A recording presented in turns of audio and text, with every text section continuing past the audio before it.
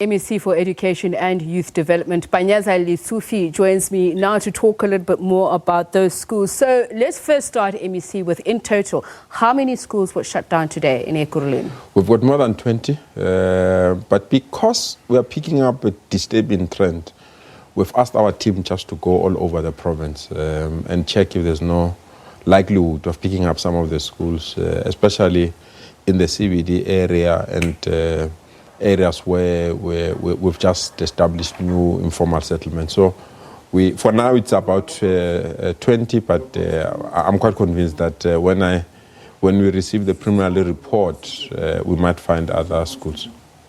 So what trends are you picking up exactly? Because we're also getting different reports on what the situation on the ground is and what's creating the problem.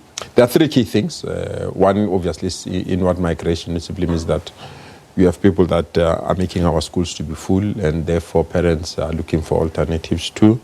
It's undocumented learners. And it's not only undocumented learners, but it's undocumented parents as well. Because the parents don't have documents, the learners don't have documents. Some people are taking advantage of that. What do we exactly mean by undocumented? Because people have different interpretations when you say undocumented learners, undocumented parents. Undocumented learners or undocumented parents are people that were not born in South Africa. And they're here, I don't want to say illegally, but they can't prove their status. And therefore they feel in the interim, let me take my child to a school that will not ask me for those kind of documents. I think that's the.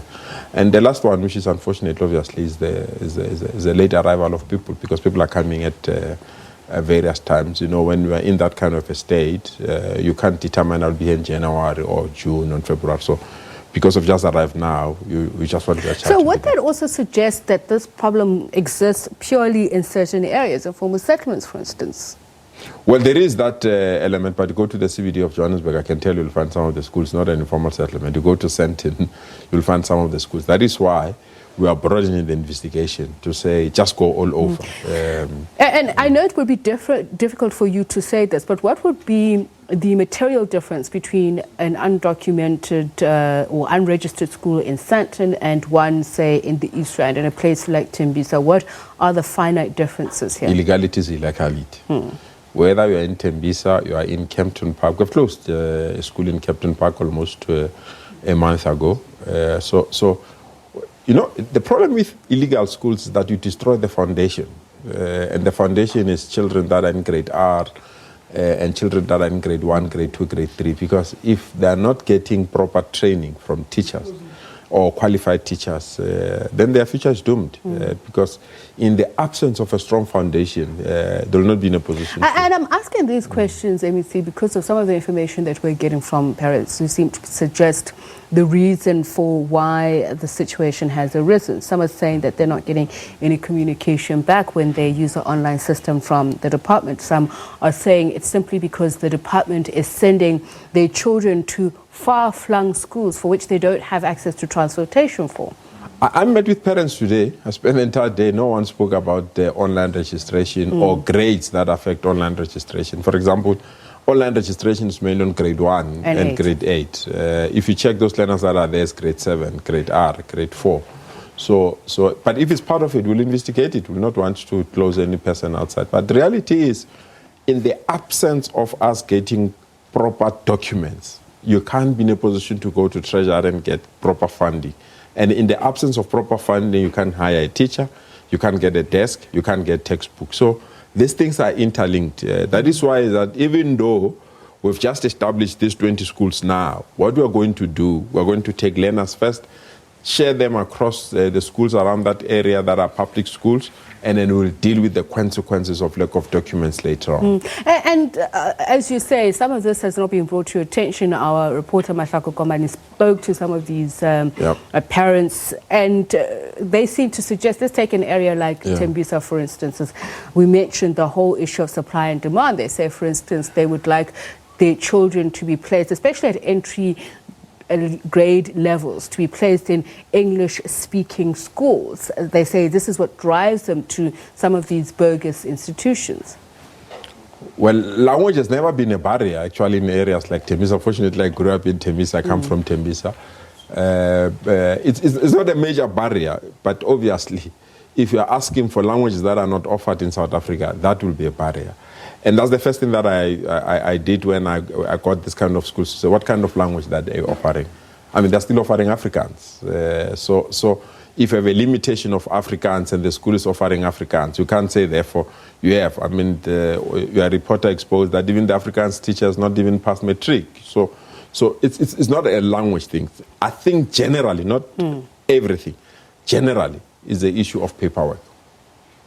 So let's just look at what you would offer in this case, as we mentioned earlier on, that some say transportation is the reason why they're easily lured into these bogus institutions. So if at that grade 1 and grade 8 you place a pupil in a certain school, would the department provide transportation? We offer schooling free, they're paying. So transportation can be a problem.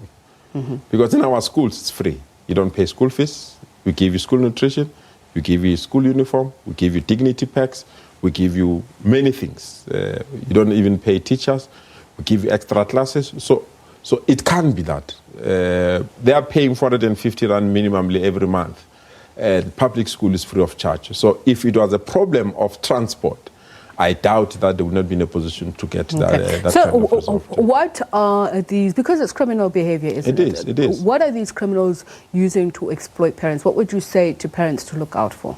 So let me be honest. I think we are underestimating the effects of fake movement, organizations that use fake documents to infiltrate state institutions. If you check the number of people that are opening these schools, their own documents are firstly not in order.